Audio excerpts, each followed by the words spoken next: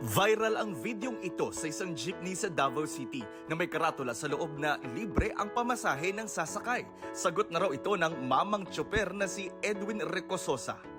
Wala kasing pagsidlan ang tuwa niya dahil ang panganay niyang si Dave pumasa sa November 2025 Civil Engineers Licensure Exams.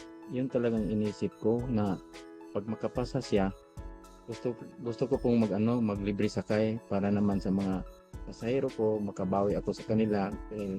Isa sila sa nagbigay sa akin ng pangtusto sa aking anak.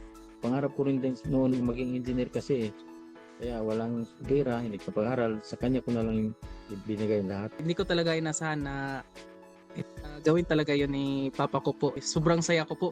Lalong-lalo na po yung mga naka-appreciate talaga doon sa ginawa ng Papa ko po. Ang kwento ni Dave, napukaw ang pansin ni DPWH Secretary Vince Dizon. Kaya nang bumisita si Dizon sa Davao City, nakipagkita kay Dave ang kalihim. Dala ang isang magandang balita. Congratulations, ha? Hired si Dave sa DPWH Region 11. Welcome! Doon mo makikita na maraming pa ring mga kabataan ngayon na kahit na ganun ang nangyayari sa gobyerno, ganun ang nangyayari sa DPWH, gusto pa rin nga magtrabaho sa gobyerno.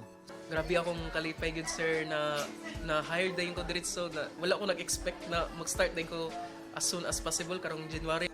Sabi ni Dizon, sakto ang pagpasok ni Dave sa Kagawaran na sentro ng kontrobersya dahil sa flood control projects.